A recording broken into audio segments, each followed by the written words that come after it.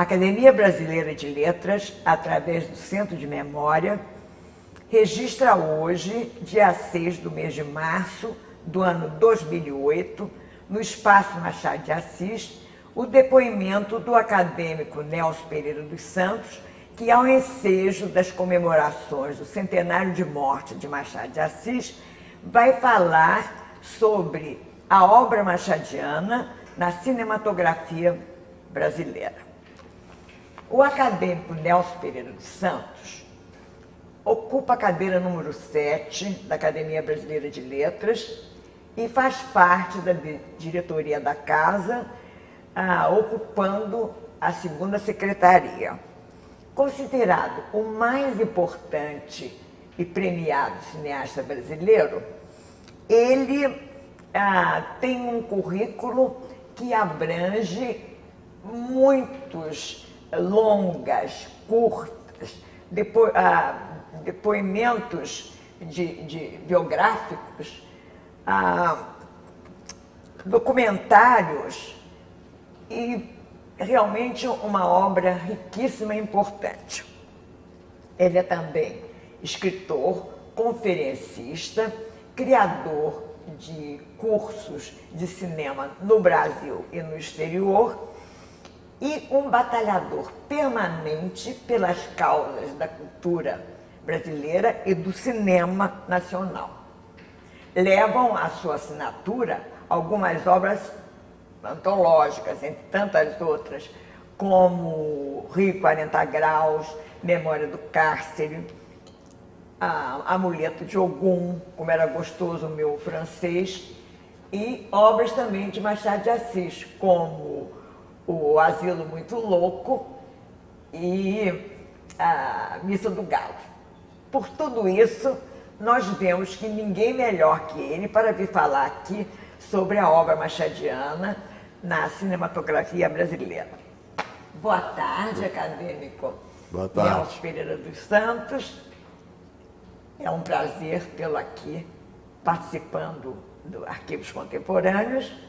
E acho que a gente pode começar com o senhor dando a sua opinião sobre a importância da transposição da literatura para a linguagem cinematográfica, apesar de enfrentar dificuldades, é claro, e se isso, de alguma forma, estimula a leitura, principalmente nos jovens, se o fato de ver um filme dá vontade de ler o livro.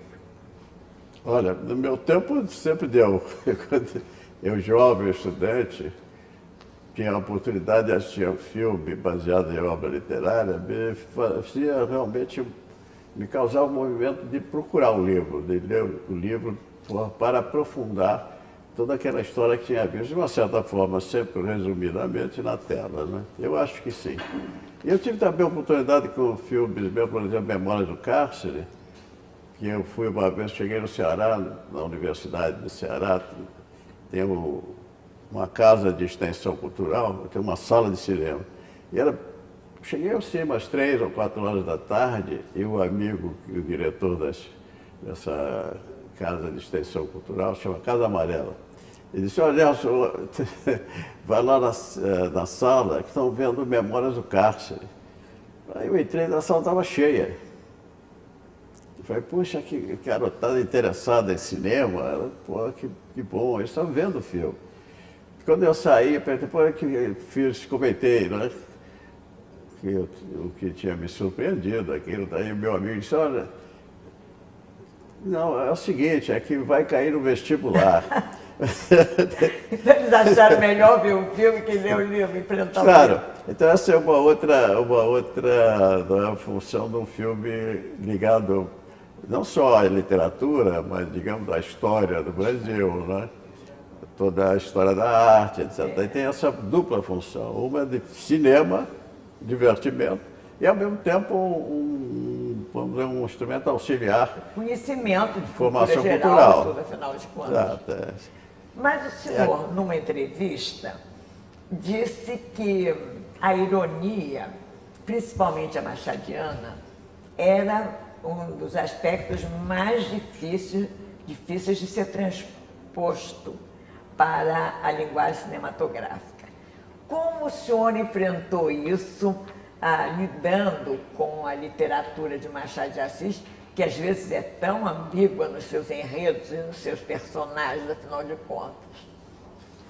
No processo de adaptação, né, de sair da linguagem literária, a linguagem literária é poderosa, porque ela dispõe da palavra.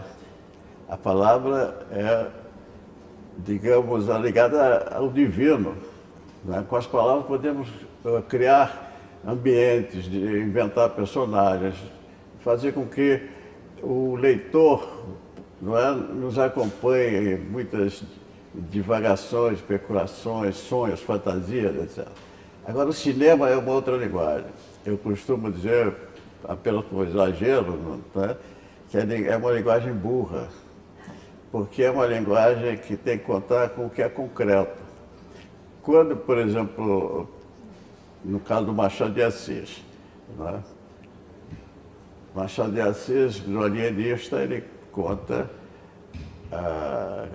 a história da Dona Evarista, dona da terra, né, a esposa do grande senhor feudal ali daquela cidade, que no livro Itaguaí. Né, no filme eu inventei uma outra cidade chamada Serafim, uma cidade imaginária. Como é a Dona Evarista? Né, eu tenho que ter, concretamente, uma atriz, quer dizer, um ser humano, né, tem que vesti-lo de forma que seja, que lembre aquilo que acontecia naquela época. Enfim, eu estou lidando com elementos materiais concretos. Ele não pode ser de outra forma. Né? Daí essa é a grande dificuldade. Então, a ironia está no campo do que não está escrito, está no que vem depois, no que está fora das palavras, né? A combinação que vai se dar na pós-leitura, não é?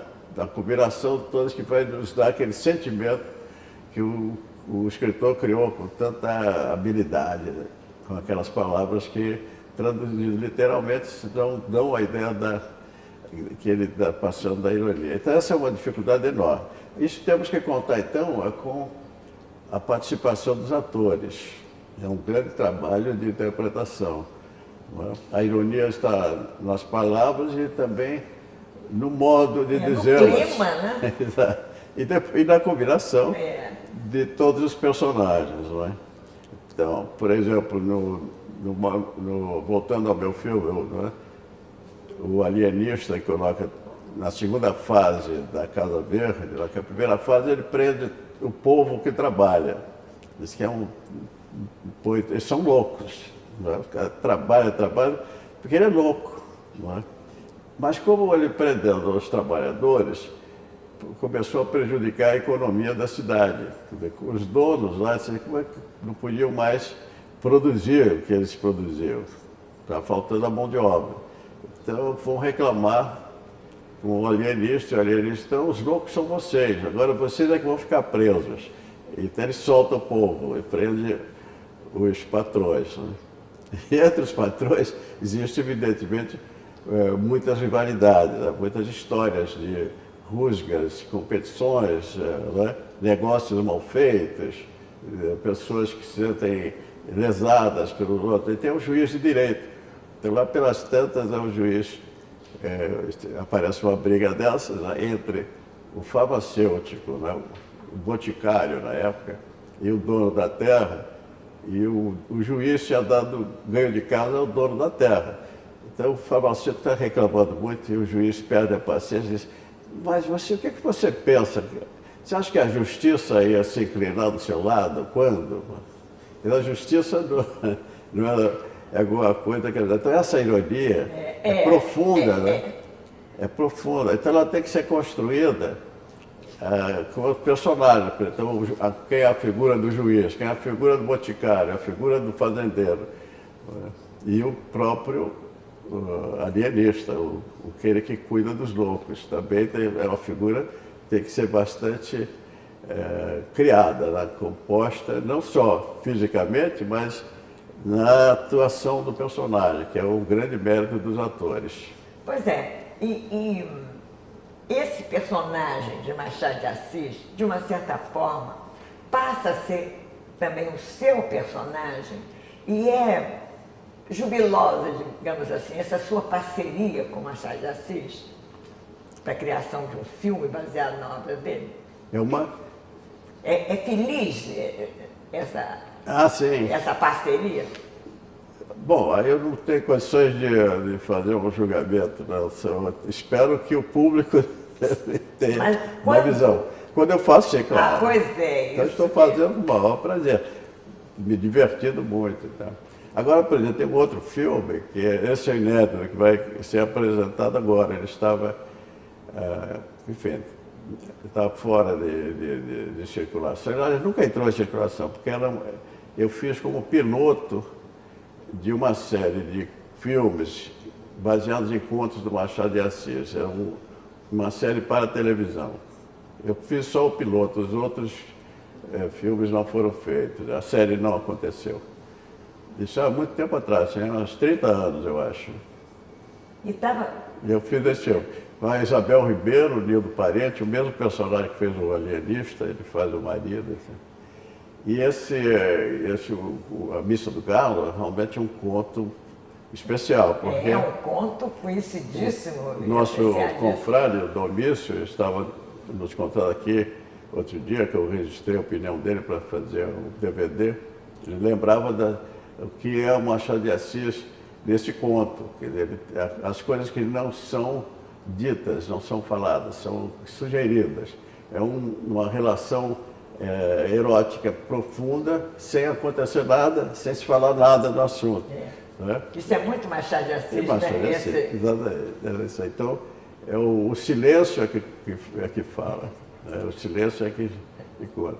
Aspas, a eloquência do silêncio, né? A eloquência do silêncio.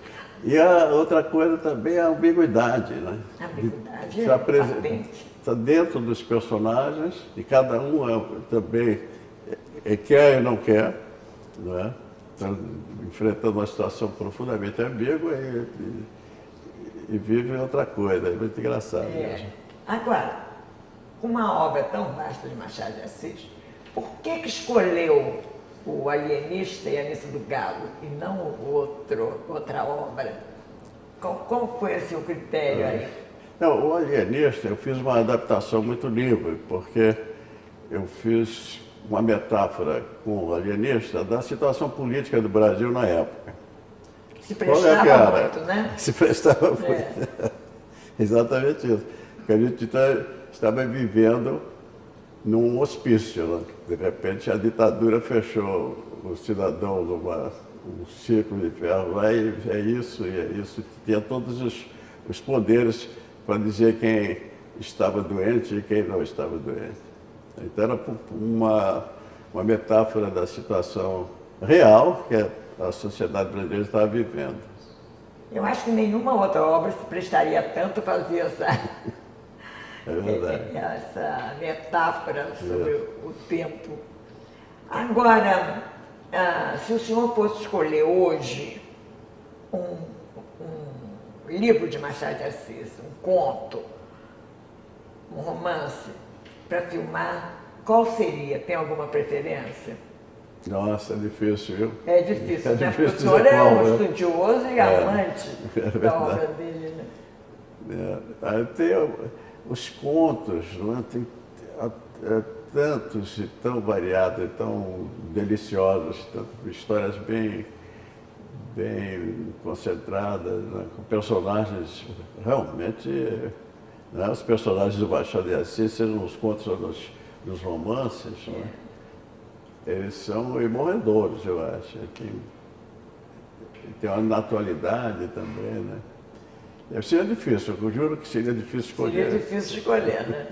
Agora, o senhor, além desses 2 contos, o senhor também filmou, produziu um curta sobre Machado de Assis e o Rio de Janeiro, né? A visão, o olhar de Machado de Assis, narrado pelo Paulo Mendes Campos, né? Como foi isso? Foi também assim uma escolha? Naquele tempo eu trabalhava no Jornal do Brasil a direção do Jornal Brasil, juntamente com a Enciclopédia Barça, né, me propôs fazer um documentário sobre esse assunto. O que é que Machado de Assis, né, tinha deixado como lembrança, memória sobre a cidade do Rio de Janeiro. E isso foi porque 65 era o centenário do Rio de Janeiro, fazia parte das comemorações do centenário do Rio de Janeiro. Então eu fiz essa história. É um documentário? É um documentário, né? Eu não sei se documentário que seja, mas basicamente é uma compilação dos textos do Machado sobre a cidade do Rio de Janeiro. Não são todos, mas eu fiz de uma forma como se fosse ele mesmo contando o que foi a vida dele no Rio de Janeiro. E ele como assumindo o personagem que ele inventou lá o defunto autor. Então, ele conta no final mesmo do documentário, né? É o final do defunto autor, do livro do Quincas Borba. Do Quincas Borba. É bem marcante esse final, né? Isso. Mas... não, Memórias Póstumas. Memórias Póstumas, Brás Cubas diz. Eu faço muita confusão. Eu também. A Memória Póstuma, ele termina com ele finalmente indo embora. Tal. É como se fosse... Eu tive a sorte, naquele tempo eu trabalhava, fazia alguns filmes para o Jean Mazon, o nosso querido, saudoso Paulo Mendes Campos também, ele fazia textos para o Jean Mazon. E também tínhamos contatos no jornalismo, sabe? E eu pedi para ele narrar. Porque eu acho que ficou melhor. Existia, claro, os narradores oficiais, eu acho que sabiam falar vozes radiofônicas. Eu acho que não cabia. Não cabia. Eu preferi ser um escritor lendo um mestre da língua. Ele sabe o valor das palavras, ele sabe a tonalidade ao pronunciar essa ou aquela palavra. Então, e tem eu acho que eu fui muito de feliz. Emoção também, né? Então, agora a imagem, eu fiz a imagem em material iconográfico disponível na Biblioteca Nacional e também encontrei numa coleção particular do Brício de Abreu. Brício. Uma figura incrível. Eu conheci. Ele tinha uma coleção na casa dele. E naquele tempo não existiam esses recursos que temos hoje, não é? No caso, por exemplo, de scanner, melhorar a fotografia velha, recuperar uma fotografia. Ele era recorte, olha lá, e fotografia então, mesmo. Eu acho o filme, nós vamos apresentar, ele vale mais pela trilha sonora do que pelas imagens. Se eu pudesse, eu faria outra vez a imagem, né? Com as fotografias bonitas, bem feitas, bem acabadas, tá? Mas manteria a trilha sonora com a voz do Paulo Mendes Campos. Paulo Mendes Campos. Isso é uma coisa antológica também. Agora, que cineastas se debruçaram sobre a obra de Machado de Assis, cineastas nossos, e o que resultou daí? Que filmes mais importantes foram feitos? Machado de Assis sempre foi né, uma obra que seduziu muitos cineastas, né, ao longo do tempo. Acho que tinha muito enredo, muito personagem, muita matéria-prima, né? Isso. Exatamente. E muito personagem a ser investigado. O caso Capitu, que continua sendo, não só no cinema, mas na própria literatura, quantas obras, né, paralelas, consequências do Machado, trataram da figura do Capitu. Mas olha só, a primeira coisa, tinha que depositar na academia um filme que foi feito pelo Instituto Nacional de Cinema Educativo, de 1937. A voz do Roquete Pinto, narrador, a direção do Humberto Mauro. É uma adaptação do conto Um Apólogo, a história da agulha e da linha. É muito Quem não interessante, conhece é muito interessante esse documentário. Então, tem- eu acho que foi o primeiro.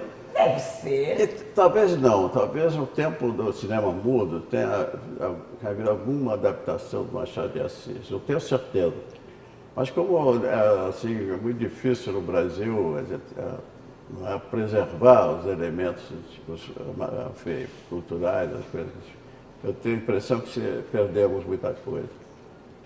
Sim, mas voltando. Agora, voltando, tem outros filmes do Machado, sobre Machado de Assis, né? Eu me lembro, eu estava falando com você antes sobre o filme do Carlos Hugo Christensen. É um conto, né?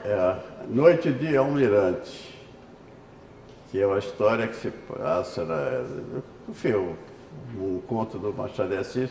Ele faz dentro de um filme sobre a cidade do Rio de Janeiro. Eu lembro também o filme do Paulo César Sarraceni, que é um roteiro da Lígia Fagundes Teles, Paulo Emílio Salles Gomes, Capitu. Pois é, isso aí também tem bastante essência, né? Mais recentemente, o filme do André Klotzel, o Memórias Póstumas, com o Reginaldo Faria, etc. Quem mais? Sim, em São Paulo, o Roberto Santos fez o Quincas Borba. Esse filme desapareceu, perdeu-se o negativo, etc. Não é? O Júlio Bressani, ele fez também uma outra versão do Quincas Borba. E recentemente nós temos, o Moacir Góes fez o Dom. Sobre Dom Agora, Casmurro. um outro cineasta paulista fez dois filmes sobre Machado de Assis. É o Sérgio Bianchi. E um que Vai por Quilo, uma coisa assim, eu esqueci o título correto do Sérgio Bianchi, mas é um filme muito interessante porque ele trabalha com o conto do Machado de Assis na época de que esses fatos teriam ocorrido, possivelmente. Né? Século XIX, né? Século XIX. E, ao mesmo tempo, as mesmas relações sociais se reproduzindo na atualidade. Por exemplo, o conto como é que o homem que vai procurar escravo fugido, né? O capitão do mato vai procurar escravo fugido, ele está casado e precisa de dinheiro para pagar as contas, etc. Então ele tem que caçar uma escrava que está fugida para ele pagar o dinheiro, enfim, cuidar da família. E a escrava está grávida, e na hora que ele alcança, ele é obrigado a surrá-la, e ela aborta, ela estava grávida. E ele ganha o dinheiro, esse momento ele vai para casa e a mulher dele está grávida. Então essa história... É toda uma conotação, né? Então, a história acontece nos dias de hoje. Né? É uma visão também, uma interpretação da obra sob um olhar diferente. Diferente. Mas basicamente, quer dizer, Machado de Assis, de repente, ele é uma referência quase que bíblica brasileira, é uma bíblia do nosso comportamento.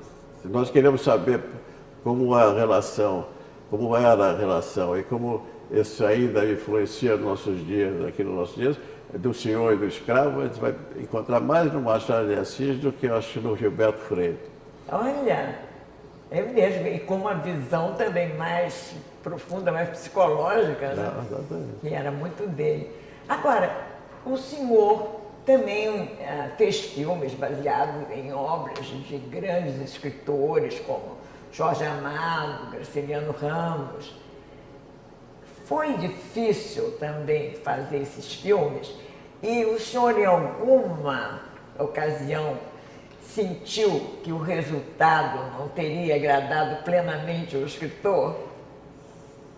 Pois é. Para dizer a verdade, quando eu fiz o Graciliano, ele já estava no céu. O Jorge Amado estava vivo. O Jorge Amado, eu trabalhei com ele no roteiro, eu fiz o Tema dos Milagres, né? Foi um grande... Poxa, eu tive o privilégio de conviver com o Jorge Amado, trabalhando com ele, não é? Ele foi um grande colaborador, ele foi o autor da história. E também ele foi um grande assim, apoiador da produção na Bahia. Eu vou contar esse fato porque é fundamental para lembrar da personalidade múltipla de Jorge Amado. Eu tinha que fazer uma figuração de professores da Faculdade de Medicina, que faziam uma figuração de um baile da elite baiana. Quando eu estava fazendo figuração do povo na rua, carnaval, não tinha dificuldade nenhuma, tinha bastante gente para fazer. Agora, naquele tempo, na Bahia, não existia agência de figurantes. Então, para ter uma pessoa da elite, era difícil, era difícil. Então, o que é que fez o Jorge Amado? Ele combinou, disse, vamos chamar sábado e domingo. E ele começou a chamar todos os amigos, mas aquela chamar não. Ele exigia a presença de todos eles, os amigos, escritores, artistas, né? Enfim, professores, né? Para participar da filmagem. Então, no filme, parando, fixando a imagem, vai ver na Faculdade de Medicina pessoas muito importantes da Bahia atual que tiveram essa bondade, essa generosidade de ser figurante de um filme. Mas tudo isso por quê? Porque Jorge Amado tinha aquele poder de convencê-los a fazer o filme. Para terminar, eu gostaria que o senhor dissesse o que está fazendo agora referente ao centenário de morte de Machado de Assis e quais são os seus planos imediatos também. Nós vamos fazer aqui na academia, né, não uma total, mas pelo menos a metade dos filmes que foram feitos baseados na obra de Machado de Assis vão ser exibidos aqui. Vai ser o cinema na academia e deve começar no dia 7 de maio. E durante essa mostra, vai ser toda quarta-feira um filme do Machado de Assis. Eu vou lançar o DVD do Asilo Muito Louco, né? Também o Missa do Galo, o Rio de Machado de Assis e uma belíssima exposição do professor confrade Domício Proença Filho. Né? Esse é que é a função. Mas esse ano estou trabalhando com uma outra grande figura carioca, né? Uma figura também que é expressiva, né, como cidadão do Rio de Janeiro, se chama Tom Jobim. Estou fazendo um filme sobre Tom Jobim. Isso é muito bom. Quero agradecer a sua presença aqui nesse projeto Memória dos Acadêmicos, Arquivos Contemporâneos. Seu depoimento ficará preservado no acervo do Centro de Memória, à disposição do estudo das consultas dos interessados e disponibilizado também na internet no site www.machadodeassis.org.br. Mais uma vez, muito obrigada e suas palavras para concluir. Vamos festejar o ano do Machado de Assis. Isso.